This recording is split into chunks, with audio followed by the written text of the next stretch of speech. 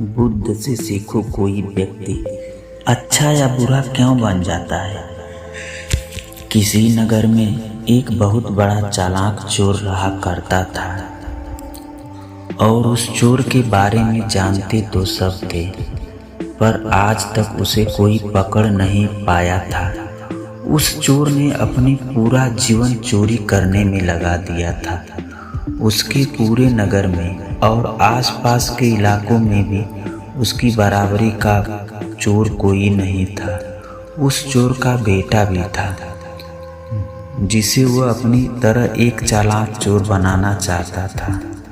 वह शातिर चोर अपने बेटे को हमेशा एक ही बात सिखाता था कि बेटा, कभी भी किसी साधु सन्यासी का उपदेश मत सुनना। अगर कोई तुमसे कुछ कहने भी लगे तो अपने कान बंद कर लेना ना और वहाँ से भाग जाना। उस चोर का बेटा उसकी इस बात को बचपन से ही सुनता आ रहा था, जिसके कारण उसके मन में यह बात बैठ गई थी, क्योंकि उस लड़के का पूरा ध्यान चोरी करने पर ही था। इसीलिए वह भी अपने पिता की तरह एक शातिर चोर बन गया था।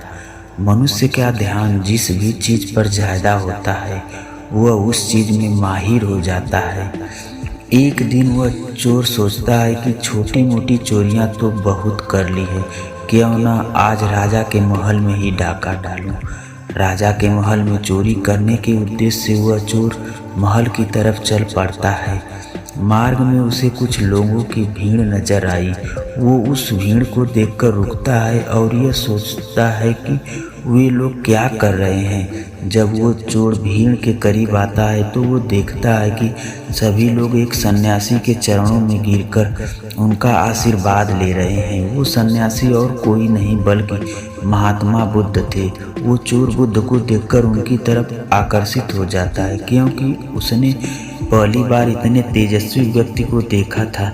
अचानक उसे अपने पिता की बात याद आ जाती है कि साधु सन्यासियों से दूर रहना चाहिए। एक बार को वह सोचता है वह चला जाए, लेकिन फिर उसके मन में एक प्रश्न उठता है कि पिताजी ऐसा क्यों कहते थे। इस प्रश्न का उत्तर जानने के लिए वो चोर उन लोगों के साथ बैठ जाता है और गौतम बुद्ध का उपदेश सुनने लगता है।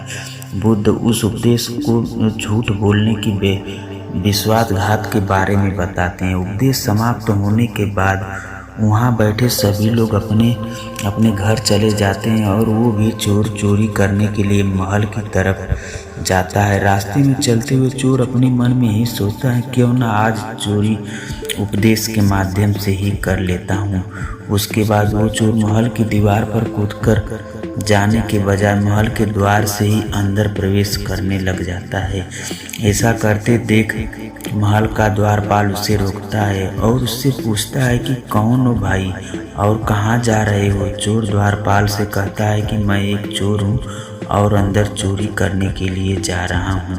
उस चोर की बात सुनकर द्वारपाल सोचता है कि महल का कोई नौकर होगा और मुझसे मजाक कर रहा है। वैसे भी कोई चोर अपने आप को कभी भी चोर नहीं बताता है और वो द्वारपाल उस चोर को महल के अंदर जाने के लिए प्रवेश करने दे देता है।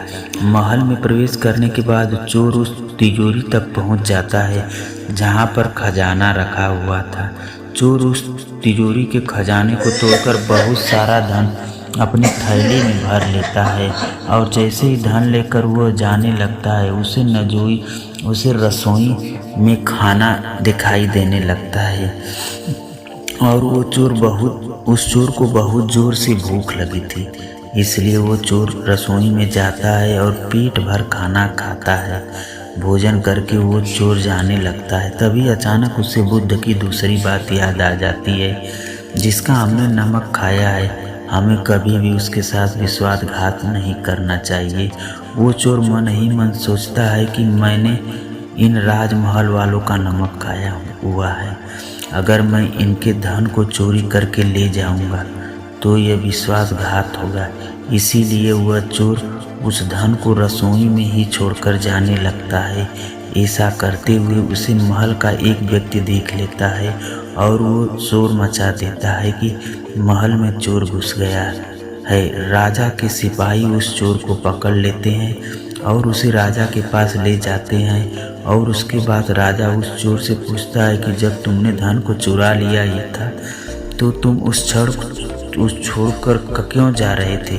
वो चोर कहता है, एक सन्यासी के उपदेश के कारण किसी के साथ विश्वासघात करना बुद्धिमत्ता नहीं है बल्कि मूर्खता है।